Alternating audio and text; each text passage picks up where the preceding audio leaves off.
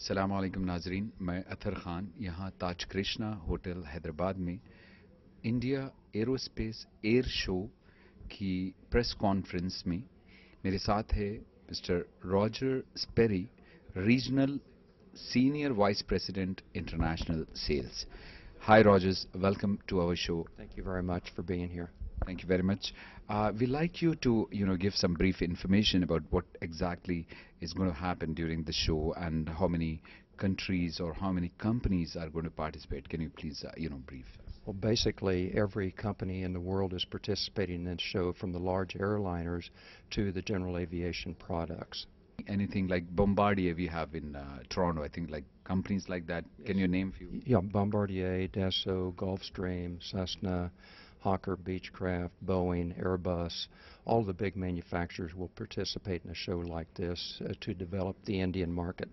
Beautiful. So is it like you have different types of like planes, or is it about the war planes, the fighter planes?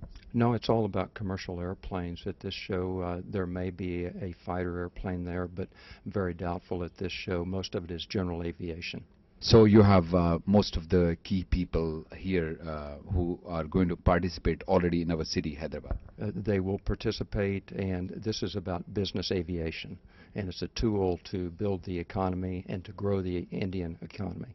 Like, who do you expect to participate in this show? Well, for our end of the market, it will be large corporations and individuals. And of course, Boeing and Airbus, they will have the airlines. Yeah, we do have like huge, airlines, Air India, Indian Airlines. There's one big company which is in news right now is Kingfisher. Mr. Vijay Mallya is maybe, one of the key player maybe. Absolutely, yeah, we're aware of all the airlines, and it's a great economy over here and a great market. If somebody wants some information from our viewers, how they can, get that? Is there a website or contact, people? Actually, we have two airplanes on display. It's the G150 and the G450, and they will be open for display, and we'll be available all week to answer any questions. And then Gulfstream Aerospace, you can reach us at the website, or we've got contacts, so we will be available throughout the show. Gulfstream, this is your company, so what exactly your company specialize in? Well, we're in the business aviation market, and we produce products. We're based in Savannah, Georgia, in the United States, and we produce products all the way from the G150 up through our flagship, the G650, that is in the process of being certified today. Okay, great. And is it open for the public, this exhibition? Saturday and Sunday will be open for the public. Wednesday through Friday are trade days. Okay, great. Audience, the viewers, the public, the citizens of our city, our country can come and have a look at the planes itself. Absolutely, Saturday and Sunday. Okay, great, Rogers. Thank you very much for your time.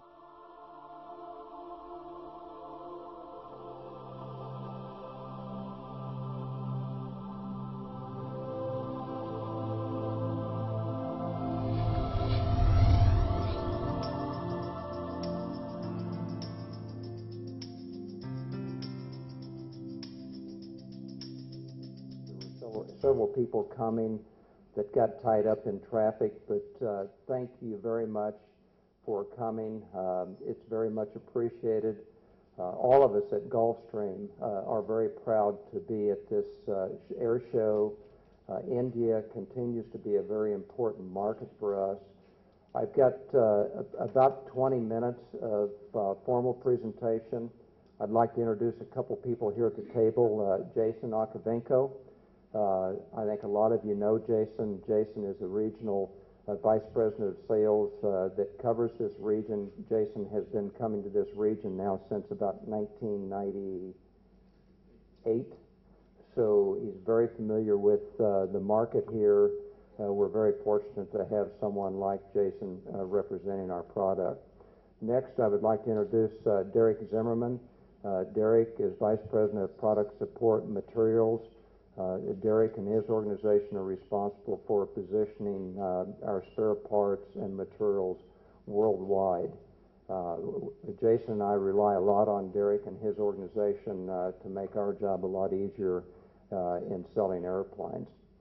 What we will do, we'll go through the formal presentation, and then open it up for question and answer, followed by a reception with drinks and some food. So we hope that all of you can stay.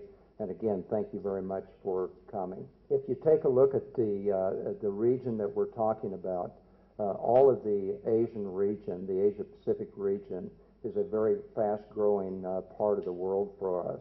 In fact, it represents 27% of our total backlog. And what I'm going to be doing is going through a little bit about Gulfstream's performance in 2011 to give you a comparison of where we were a few years ago till today, market share, talk a little bit about product support, and then get into an update on our two new products, the G280 and the 650.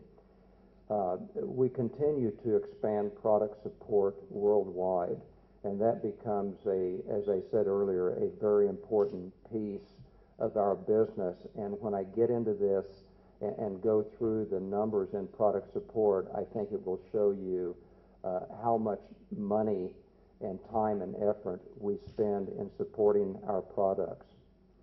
As all of you know, the Indian market has a very rich tradition in general aviation and business aviation for many, many years.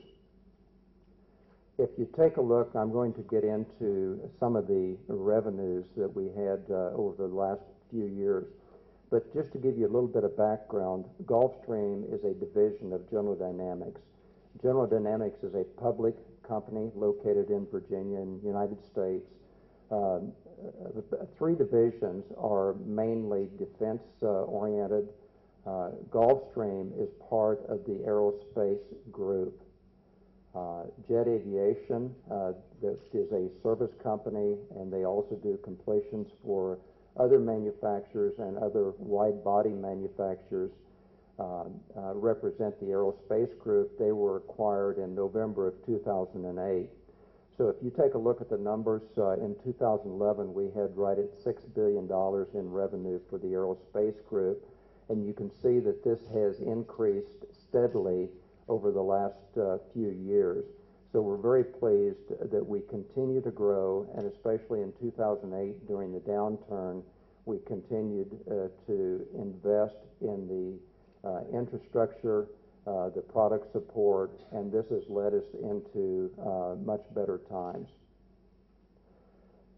As I mentioned, that we're very proud of what we've done over the last few years. We've got over $17.9 billion in backlog, and that means that contracts have been signed, we have firm deposits, and yet to be delivered products stretching over the next several years. One of the things that we're seeing that gives us a lot of optimism is the fact that our aircraft owners, are utilizing the aircraft a lot, and they're flying a lot of hours. And that transitions into product support, and it transitions into efficiently using the aircraft to build their businesses. We have, one of the things that we kind of gauge is how's our business outside the United States, because historically most of our business, more than 50% of it, was within North America. As you can see here that nearly 70% last year was outside of North America, which means, it doesn't mean necessarily that our North American market has declined. It means that the international market has increased. Most of this demand we've seen in the large cabin aircraft and primarily in the G450 and 650 category. We're continuing to see an uptick in the mid-cabin aircraft, and primarily the G280, which I'll get into in a few minutes, which is an all-new aircraft that is going through certification at this point in time. Now, if you take a look at what we delivered from 2009, so you can see the nice steady growth that also translates into revenue, is last year that we delivered 107 aircraft. That translated into 90 large cabin aircraft and 17 mid-cabin aircraft. 12 of these 90 aircraft were those of our G650, which is our new aircraft. Now, I want to take you back, and I think it's important to show you this slide, because if you take a look at what I mentioned, that 83% of the market was inside the United States for our products. So in 2001, we had slightly over 1,000 Gulfstreams flying around the world. 83% resided in North America. And you can see the percentages in the other regions. 2% was the Asia Pacific region. So you can take a look at the Latin America and the Asia Pacific regions and just remember that number. And as we fast forward now to 2011, you can see that we've got over 2,000 Gulfstreams flying worldwide. 68% of those are in North America, and you can see that Asia Pacific now represents 9%, going up from 2%. Now what I'd like to have is Derek talk about your organization for a little bit. In addition to our global distribution centers, Gulfstream and our sister company Jet Aviation have made a significant investment in global parts inventory. That includes 8 locations in North America, 1 in South America, 3 in Asia, 1 in the Middle East and Africa, and 4 in Europe. Overall, this represents over $1.2 billion of service part inventory specifically designated to support Gulfstream's growing fleet of aircraft. And with that, I'd like to turn it back to Roger to talk about 2 of the most recent additions to the Gulfstream aircraft fleet. I'm going to go back just 2 slides and reflect just a little bit more on the question that you had asked about product support. You know, this map is a little bit busy, but it shows the Gulfstream-owned facilities, the 33 Jet Aviation facilities, and then all of the independent third-party locations. And as mentioned, here in India is Airworks, is that we authorize certain third-party facilities to provide service work. They have to meet the same training, spare parts, and facilities as we do at our own facilities. So it's something that, you know, we've got a complete network, and our commitment to the customers is that if you buy an airplane, we will provide product support no matter where you are.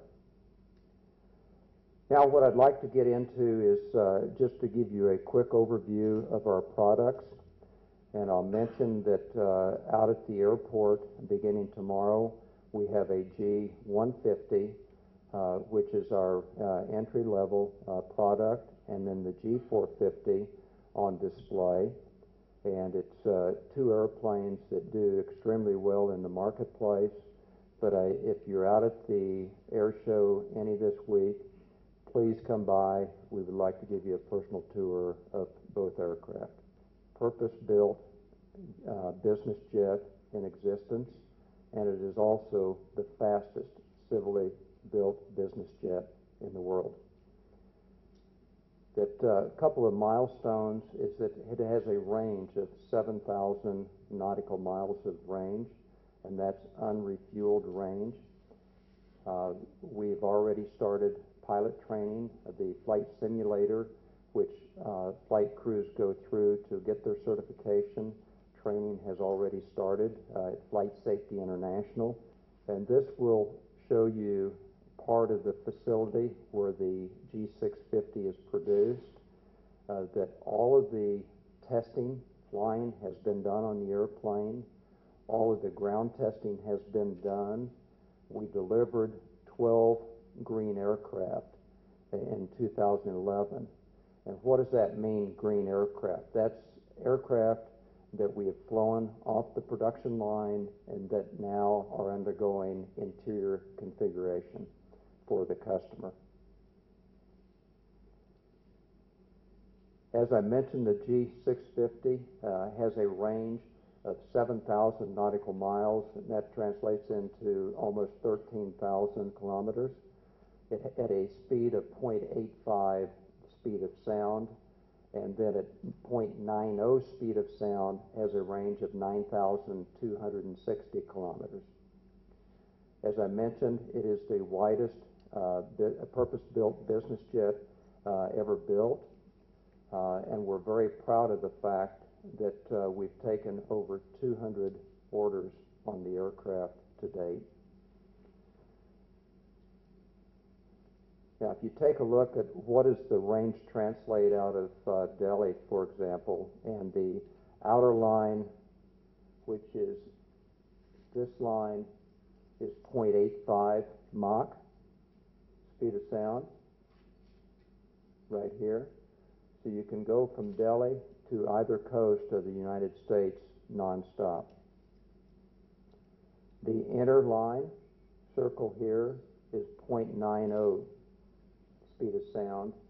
So you can see that we can cover pretty much all of the European area, Asia, and down into the aircraft. So basically, the range on the G650 is one stop anywhere in the world.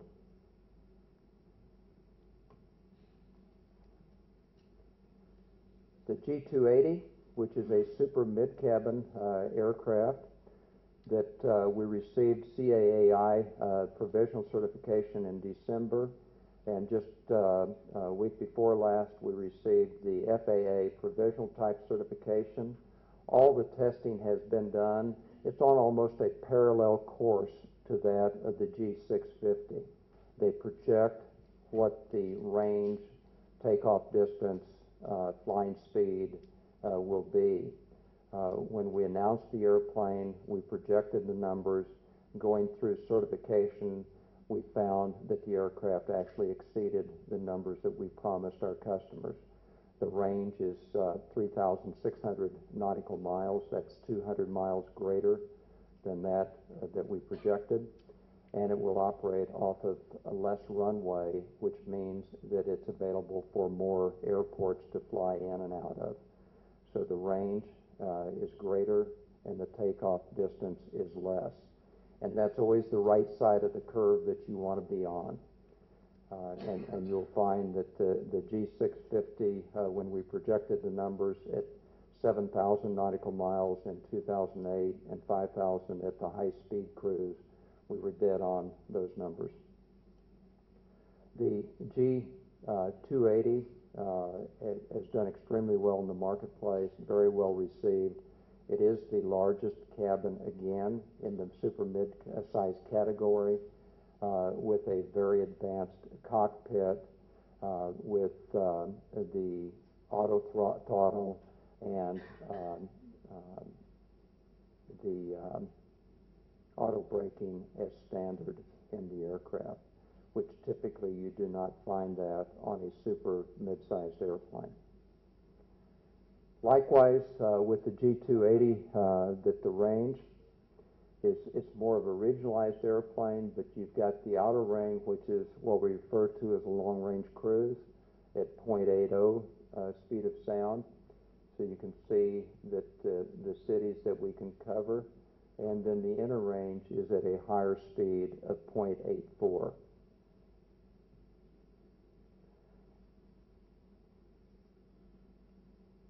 And out of Mumbai, the same data that we showed on the G650.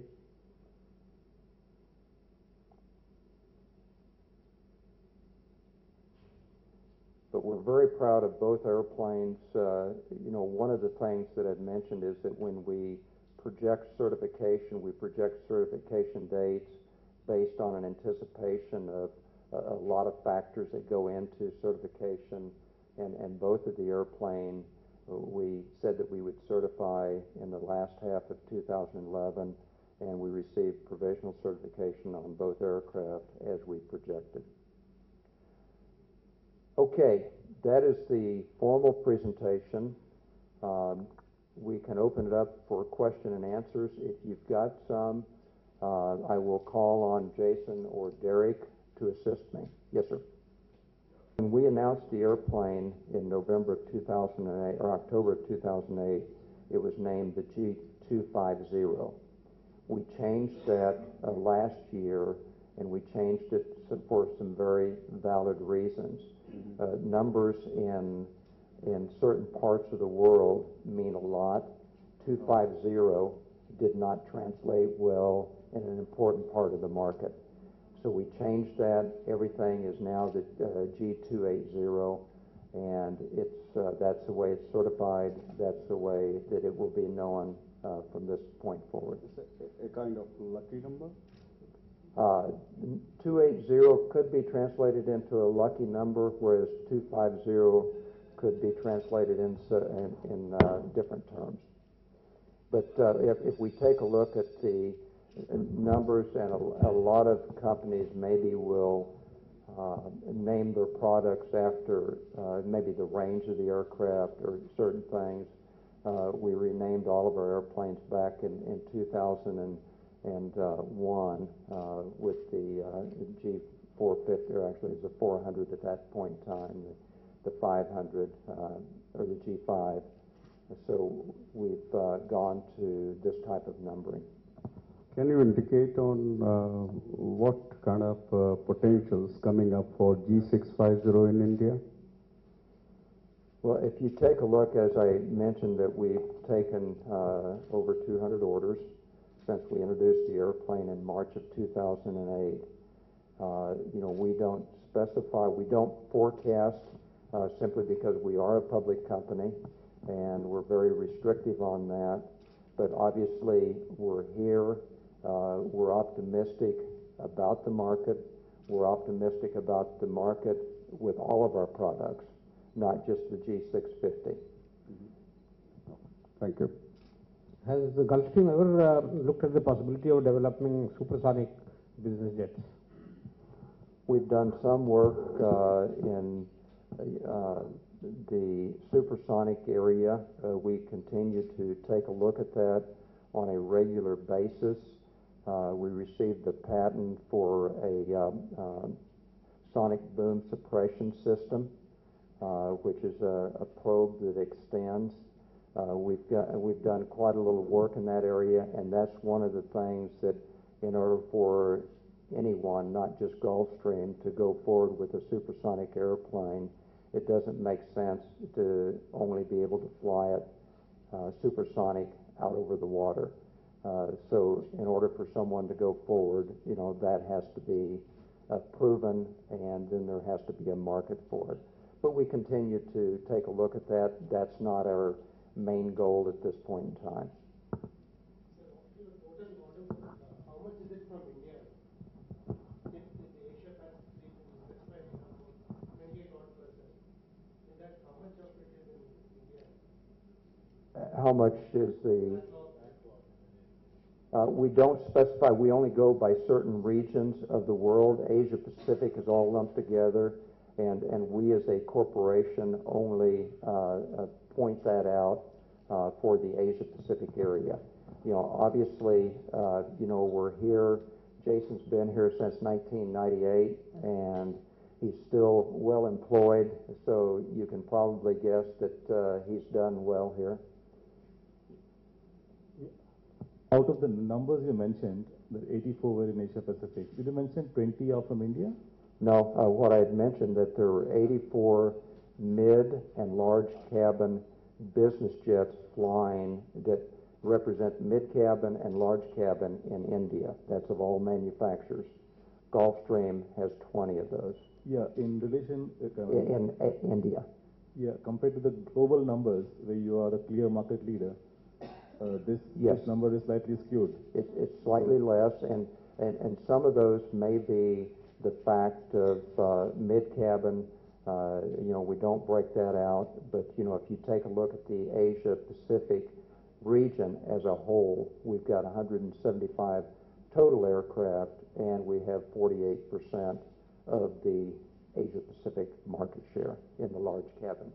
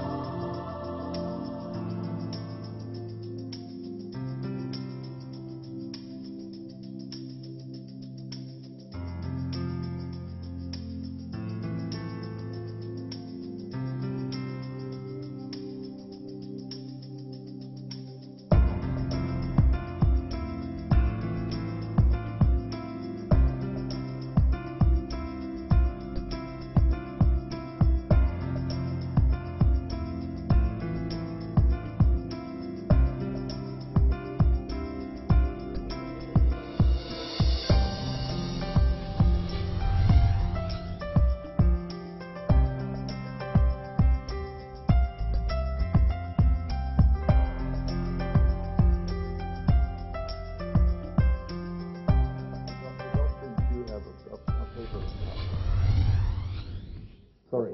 Good evening. Welcome back to India. Thank you. Glad to be here. Could you give us a sector snapshot from what you gave at Aero India about a year ago? What has changed in Gulfstream? Just sort of a one-year capsule. Also, on a more strategic note, Gulfstream observes general aviation across the world, and in fact, one of the things you would be noticing on business channels across India is industry leaders are sort of giving advice, a sectoral advice to the finance minister or the respective ministers in terms of taxation and policies, etc. What would be Gulfstream's or Roger's personal advice to the civil aviation minister and the finance minister that would give a tremendous boost to business aviation and general aviation as a whole in India? We're not asking from a Gulfstream point of view. You're a person who has whitened his hair selling business aviation across the world. So, we'll use your advice as sort of learned advice from a global perspective. Thank you, and that's a compliment. It is. Yeah. That number one, what has Gulfstream done since last year that we were in India is if you take a look at, you roll back 12 months, there's been a lot of water under the bridge, is that we were just in a growth market in the other part of the Asia Pacific area, primarily China. That is a growing market for us. And with a growing market like China, is that it stretches our capacity to set up organizations like Derek's organization to provide product support. Whereas here in India, that it's a very long history of business aviation. Corporations know how to use business jets. In other parts of Asia where we've sold airplanes, they don't have the history that India has, which puts a bigger burden on the whole industry as far as training pilots and being able to support the product. And we're not any different there than other OEMs. So, I think what's changed is that we've come a long way with the certification on the G280 and the G650 since last year, because we were about one-half of the way through the flying testing of the aircraft at that point in time. And as I'd mentioned, that we're done with the flying, and it's basically the paperwork now. Probably the tougher question, what would I do to expand the market, I think is what you're asking here, is that and it's not just here, it's everywhere around the world where you try to expand from commercial aviation, for example, is finding slots for business aircraft departures, because the true meaning of a business jet is a tool. It's a business tool. And if you can't go out to the airport and take off on time, you can't get a slot to take off or to land when you want to, that kind of negates the business jet. So if I were asking a wish list, I would ask for more arrival and departure slots at major airports. I would ask for more FDOs like the one in Mumbai in order to service the business jet customers. That's something that service facilities, I think we're well suited right now with Airworks for our servicing of our products.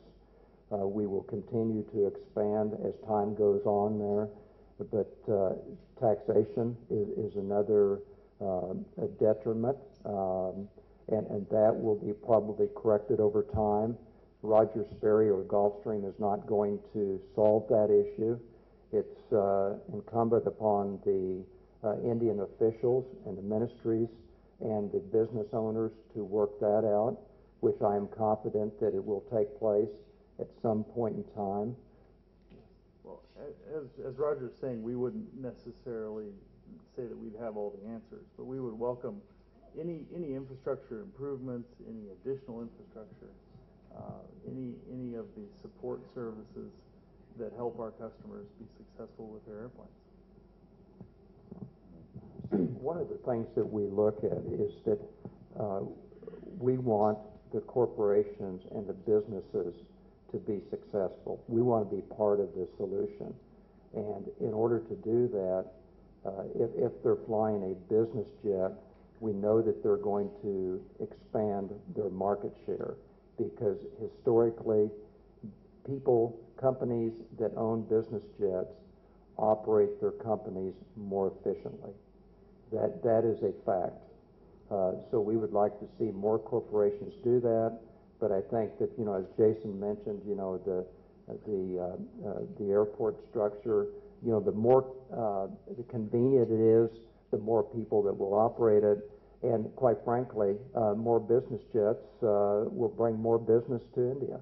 It'll bring more business to the United States in certain areas. It's around the world. And I'd say it's not just India. Hi, this is Ather from Munsif TV. What are the spatial features and the seating capacities, especially on the ones which are on display in this show, and the features, anything you can give on like autopilot landings and takeoffs and the safety or something about your product? If you take a look at the Gulfstream products as a whole, is that we're on the leading edge of technology with landing systems, autopilots, enhanced vision systems, which allows the pilots to land in low visibility conditions. Those are all safety issues on the aircraft. The aircraft are equipped with probably without a doubt, the most sophisticated systems that you will find, beyond the airlines. And we continue to pride ourselves in the fact of the safety record of our products, and really the general aviation manufacturers as a whole, is that everyone has one common interest, and that's above all is safety. And we do very well in that area. The G150 that we have on display here is a 6 to 8 seat aircraft, and the 450 is around 12 to 14, and both of those are on display here at the show. I just wanted to ask you a very simple sales and marketing related question. Now, you want to increase your market share. Does the idea that fractional ownership could be a good idea to increase the market share, or is fractional ownership a failed model? I mean, what does Gulfstream think when it thinks of increasing its market share in India? I'm talking about in India. Obviously in the U.S. and in Europe, the fractional ownership business has become a very good business, providing a number of aircraft and getting people into flying business jets. And we consider the people that are part of that ownership group is future customers of ours, because what we find is that if they start flying 100 hours a year, they will find a need to fly 200 hours a year. And if they find a need to fly 200 hours a year, they will most likely purchase a whole airplane. I think the same thing could apply to India. And, obviously we would support anyone coming forward with the product. But, it's a key part of, the general aviation business today. I believe that HAL was making some components, perhaps doors or something, for one of your older models. Will HAL still be involved in one of your newer models? We don't disclose our supply chain. Obviously, let me just roll back, and it's going to be kind of a long answer to a short question. Is that we establish a supply chain well in advance of even starting flying the aircraft. Obviously we have to, and we announced 5 years ago a $400 million facility improvement program in Savannah, Georgia, which is where we're headquartered. Last year, we announced another $500 million facility improvement program, and that's to build new facilities and to expand on that. But right now, it's that all of our airplanes are built with vendors, I think fair to say vendors worldwide. And to what extent India plays in that, I don't think we're prepared to answer that tonight. The G150 is a $15.5 million airplane, and all the way through at increasing price points to the G650, which is 64.5 plus an escalation. Okay, thank you very much. As usual, everyone is fantastic. We really enjoy meeting with you here in India. We've got drinks, we've got food. Please stay. We would like to chat with you further. But again, thank you very much. And we would like to extend our personal invitation for you to come to the airport during the next 3 days, take a look at the product, and again, maybe we can answer some questions out there. But thank you very much. अस्सलाम वालेकुम। मैं यहाँ पर Jason एकावैंको regional vice president Asia Pacific के साथ हूँ। चलिए बात करते हैं। Welcome Jason, thank you very much for your time. Thank you very much. Okay, and welcome to our city, Hyderabad. It's a pleasure to be here. Thank you very much. Welcome. And I ask you a question about the pricing structure. Like when you said it starts from $15.5 million. So I think in India, there's a lot of people got tons of money. So hopefully you have huge potential. That's why you're here all the way from US. So can you give some brief details about what do you have in this show right now? They can come and have a look, or what are the criteria in order to buy this?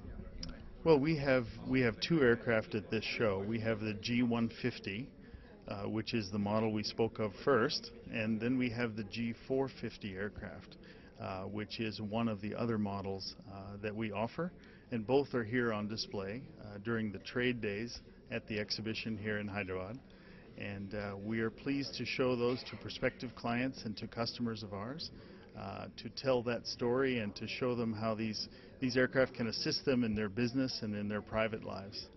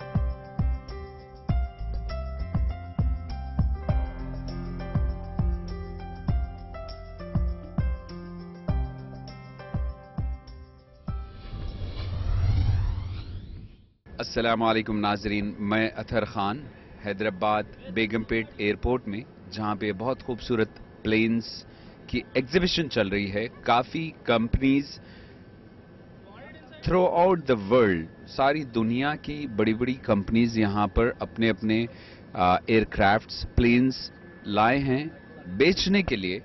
Corporate बड़े बड़े companies को, private business jets, commercial, तमाम किस्म के aircrafts यहां पर मौजूद है।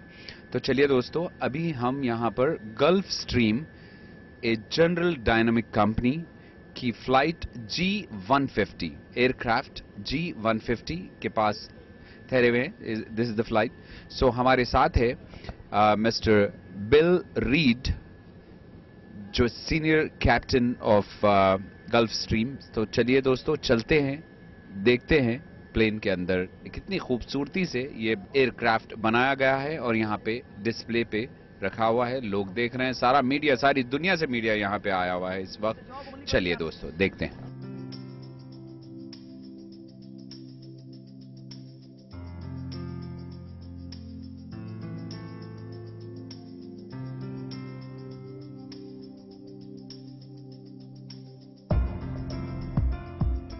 मेरे साथ जो की रोल अदा कर रही है गल्फ स्ट्रीम को इंडिया में जो है सारी चीजें सक्सेसफुल करने के लिए है, मेरे साथ है मिस गीता मीरचंदानी। चलिए दोस्तों बात करते हैं कि ये कैसा प्रिपरेशन चल रहा है यहाँ तक, जब आज एग्जीबिशन ये शुरू हो गई है तो कैसा चल रहा है।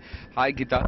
Hi, how are you, Ather? Good, good. Thank you very much. So nice of you. Thank you for giving us the time today. Thank you for your time. Thank you. So can you give, some details to our viewers here that what exactly, the Gulf Stream and, we have the aircrafts here. So please give us some brief information about this exhibition and especially Gulf Stream. Well, Gulfstream has been in India for about 25 years, and they have a very, very strong commitment to the market. And for India Aviation here in Hyderabad, we're doing it, I think, for the third time. The show has now been in existence for three or 4 years. And for this year, we're presenting our G150, one of our newer aircraft, and also the G450, one of our long-range aircraft. So now we'd like to take you inside the G150, and Mr. Reed, our senior international captain, will give us a beautiful tour of the aircraft. Great. Thank you very much. And we welcome Mr. Bill Reed. Thank you very much. Thank you very much. So we are going to, show our viewers, your aircraft here. Sure, my pleasure. Thank you very much. Come on, let's go.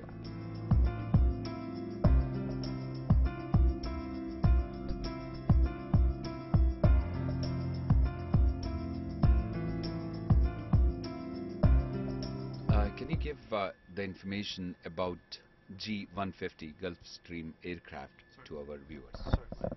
It's a mid-cabin Gulfstream 150. It's the smallest of our fleet. It's 5,500 kilometers, and 3,000 nautical mile range. It's very fast. We usually fly at about 8.0 Mach. It can go as fast as 8.5, go up to 450, flight level 450. It's a very quiet, has the newest cockpit in our fleet right now. It's Proline 21 Collins. It's got all the bells and whistles. When we say like the nautical miles and all, not too many people can understand in general, like the viewers. So like when we say here, if we from Bombay or from Hyderabad till UK we can fly non-stop, or like how that works, like in general, in order to make us understand. It's an easy flight from Hyderabad to Istanbul, okay, or to Beijing. Okay. We came from Istanbul into Delhi and then on down to Hyderabad. We're going to go back through Dubai, and then Dubai we go up to Shannon, Ireland, and on home. So good range. Then to US. Yes. Okay. Yeah. Well, we'll go in this jet. We go across into Gander, Newfoundland, refuel, and then all the way down to back to Georgia. Well, can you please explain all these beautiful screens here? Certainly. It's a Collins Proline 21 cockpit. Okay. Let's just start over here to the left. This to Istanbul. All right, that's what that depicts. And you can change the range down. Beautiful picture. Okay. Then over to this side, it's called a paperless cockpit. We don't have to carry stacks of paper now for airport diagrams all over the world. It's all right here inside. And like I said, this is Hyderabad, and there we are, right on the ramp. And then this one on the right side is pretty much the same as the left. Requires 2 pilots always to fly this jet. And to my understanding, I think all these works based on the longitude and the latitude. The latitude, right? Yes. So, like, say, if you have to come and park on this spot, then what are the numbers like? I heard sometimes it's 0 and numbers. Something like that. Here, I'll show you right here. One of the first things that we always do, we initialize our position. Okay. This is position. VOHY is the identifier for Hyderabad. Okay, in airplane talk, and we're at north latitude 1727 and east 78, 28, 27.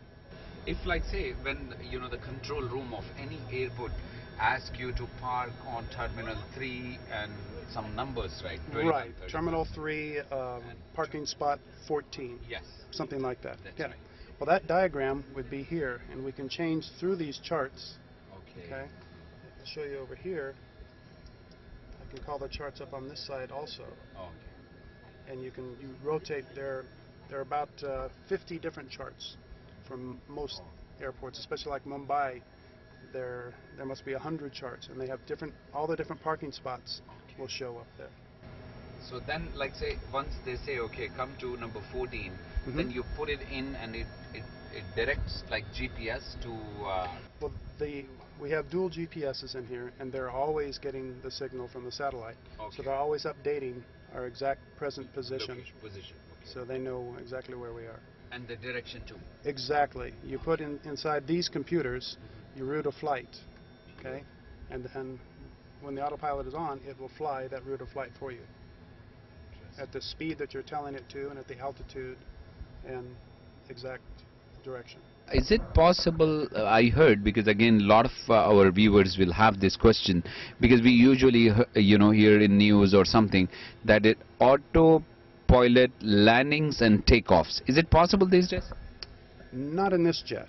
Okay. But in some of the airliners, the new airliners, yes, they have automatic takeoff, automatic rejected takeoff, they have auto landing. In most of our other Gulfstreams, we have auto throttles. Okay, this one we're still designing them, working on them. But in the airplane just above this, our G200, okay, it has auto throttles, and you can land with the auto throttles on. So, and it knows when you're about 50 feet above the ground, they start coming back. You've already told it what speed to fly. You just set a speed, okay, and then they will rotate, and you can keep both hands on the controls if you want to, and that'll allow you to land, and you'd never have to touch the throttles. What is the most risky part while traveling in any aircraft? Is it the landing, takeoff, or like what exactly? Well, challenging, at least for us, we're demonstration pilots, so a lot of times we will fly with a pilot in the left seat over here, okay, who's never flown this jet. We're showing him how this jet performs. That's probably the most challenging for us. But normal flying around the world in any airplane, it's always takeoff and landings. Those are your critical phases of flight. You have to be your safest and your most careful, always. So most of the companies like Gulfstream, when they are developing new jets or the aircraft, so they are more specific in making landings and takeoffs safer. Always, always.